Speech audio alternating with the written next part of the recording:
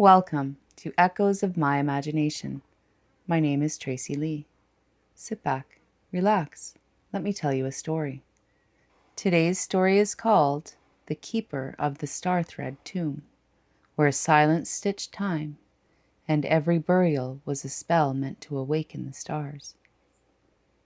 Let's get into it. Before death was seen as an ending, it was a threadwork. In the high hills of Vereth-Cal, veiled in perpetual dusk and blue mist, the people lived among ruins older than names. Their homes were built into stone spires rising from a basin of whispering wind. The stars above did not twinkle. They pulsed in slow, intelligent rhythm like breath. It was said the constellations there were not just stars, but knots in a grand celestial loom. Verethians believed that life was a weaving, and each soul a unique strand in the cosmos's ever-growing tapestry. At death, the body remained, but the soul thread returned to the star thread tomb, a sacred underground chamber where every soul's essence was rewoven into the living pattern. The guardians of this work were called Kalaren, star keepers. Only one was chosen per generation. This tale is about one such Kalaren, and her solitary life underground, weaving the dead into stars. She was born into silence. The village midwife found her already swaddled in dew-woven silk, placed atop the breath altar inside the tomb of echoes. No mother came forward. No footprints were found. The baby bore an intricate knotwork scar on her chest, 12-pointed, mirroring the shape of the altar dome. Her eyes were silver white, like moon reflections on obsidian. They called her Mayrel, the woven one.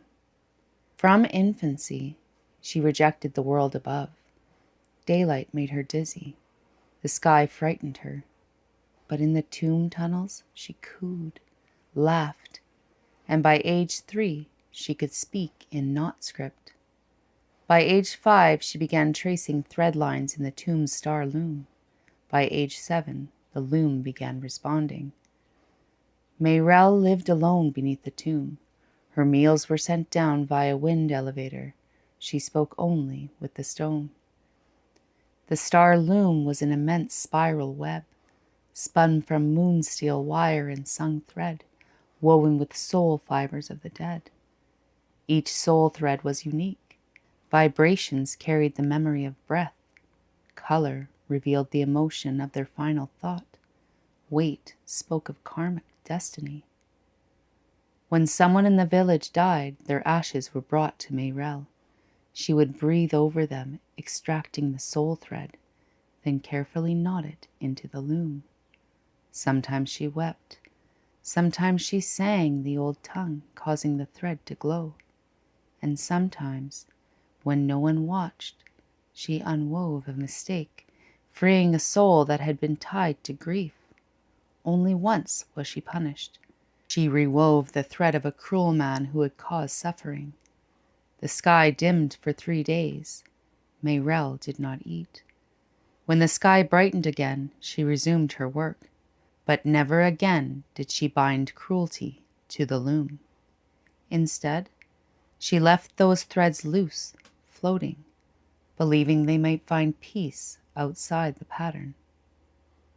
At age 23, the star loom reached capacity. No more souls could be woven. The elders panicked. Without the loom, Vereth-Cal would fall out of alignment. Their prophecy said, "When the star loom ends, so too ends the breath line of the world." But Mayrel knew the truth. The loom was not ending. It was ready to be knotted shut. She spent 3 days in silence, her fingers moving faster than light. Thread after thread bent into a 12-fold lock. Tears soaked the silver silk.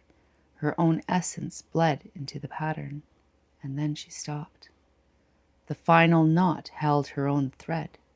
She exhaled and vanished. The tomb filled with starlight. The villagers entered and found the loom gone, its frame melted, the threads ascending in vertical spirals. Above, in the sky, a new constellation appeared, 12 stars, perfectly knotted. They called it the Weaver's Crown. And beneath it, no one in Vareth Kal has died since, only transformed, like thread unwinding into dawn. And that's it for today. Thank you for listening to Echoes of My Imagination. My name is Tracy Lee. Don't forget to subscribe, follow, and share. And I'll catch you next time.